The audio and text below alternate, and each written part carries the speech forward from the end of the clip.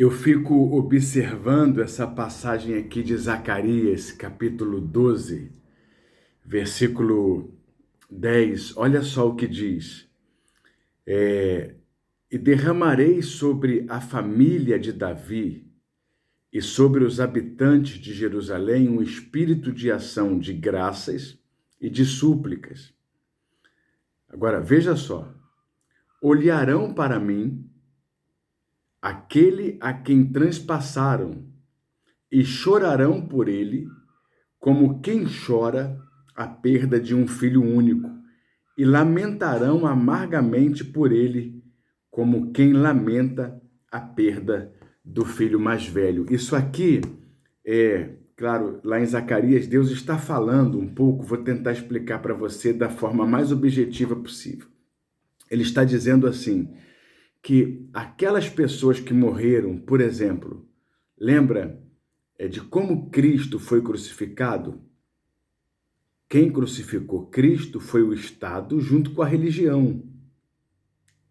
O maior propagador, o maior interessado, o maior motivador na morte de Cristo foi a igreja da época, através de Caifás, através de Anás, dos sacerdotes, dos sumos sacerdotes da época.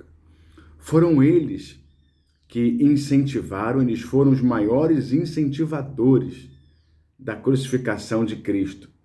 Os maiores incentivadores da crucificação de Cristo não foram os samaritanos, não foram os assírios, os amalequitas, os povos do Oriente, foi a igreja. Foram aqueles que tinham poder de influenciar até politicamente. Judeus, apaixonados pela lei, apaixonados pela Torá. É engraçado essas coisas, né? As pessoas não falam sobre essas coisas, mas foram eles os maiores incentivadores, eles que envolveram os soldados romanos na trama diabólica deles. Então, aqui Deus está fazendo a gente pensar na reação dessas pessoas depois da morte. E não é diferente dos dias atuais. O peso que vem na consciência, o que virá na consciência das pessoas que morreram, ou das pessoas que já morreram, negando Cristo como Senhor e como Salvador. Aquelas pessoas que morreram e nunca tentaram para a confiança na palavra de Deus, para a fidelidade na palavra de Deus, para o reino de Deus, sempre viveram a vida do jeito que elas desejaram viver, sem nenhuma regra, sem nenhuma lei.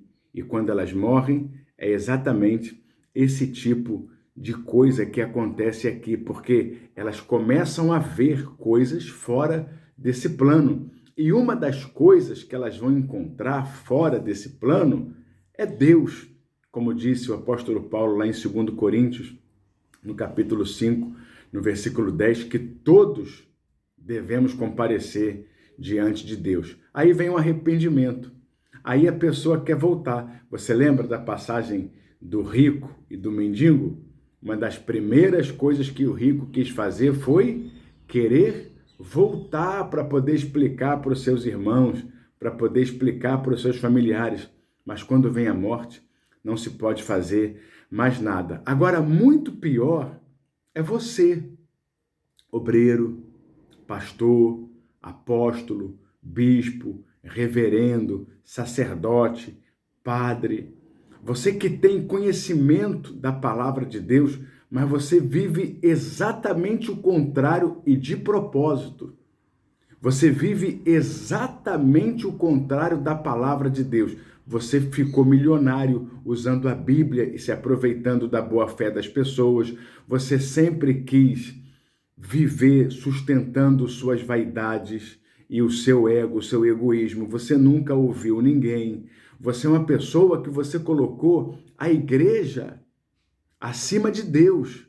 Você é uma pessoa que colocou as doutrinas da sua igreja, a sua religião, acima da palavra de Deus. E você não se importa em mentir, em enganar, em se vingar, em puxar o tapete das pessoas. O que basta para você é ter o título de colaborador da igreja. O que basta para você é ter um título dentro da sua igreja. O maior medo que você tem é de ser excluído da sua igreja, porque a sua igreja é tudo, assim como a Torá era tudo para Caifás e para Anás. Mas quando você morrer, você vai entender que você, com as suas maldades, com as suas injustiças, você fez parte daquele grupo que ajudou a crucificar Jesus. Cada maldade sua é um espinho que você enfia na testa de Jesus. Cada mentira sua, cada vez que você é mais apegado à sua religião, você não fala com as pessoas que saíram da sua igreja. Você não fala com as pessoas que saíram da sua igreja. Você acha que isso é cristianismo? Você acha que existe amor em você? Você acha que você é um cidadão salvo? Você faz parte de uma igreja cristã ou você faz parte de uma seita? Você me desculpa, mas você está muito longe do cristianismo. Caifás, Anás, os seus subordinados também tinham títulos de religiosos, igual você. Você não é um cristão. Você que abandona o seu amigo porque ele saiu da sua igreja. Você que deixa de falar com um membro porque ele está frequentando uma outra igreja. Você é tudo, menos um cristão. E quando você morrer, é isso aqui que vai acontecer com você.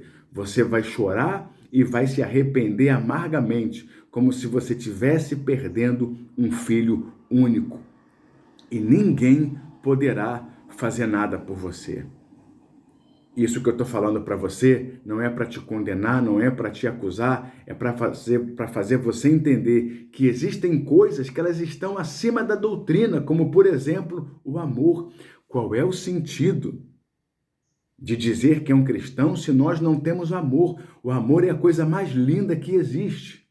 Lembra do nosso querido Paulo, do nosso grande professor Paulo? O que ele orientou a gente? Que de todas as coisas, nada é mais importante do que o amor. Então eu fico pensando em você depois da morte. O que você vai dizer para Deus? O que você vai falar para Deus quando você começar a se deparar com imagens, com cenas suas? Todas as vezes que você colocou política, religião, dinheiro ou qualquer coisa dessa vida acima de Deus. Pensa nisso. Faça uma reflexão sobre isso. Nada é mais importante do que o nosso amor a Deus. O amor, ele é maior do que tudo. Caso você tenha gostado desse vídeo, você pode curtir, você pode compartilhar, você pode enviar para um amigo. Ajude-nos a fazer o nosso trabalho espiritual. Seja um cristão de verdade. Saia da religião.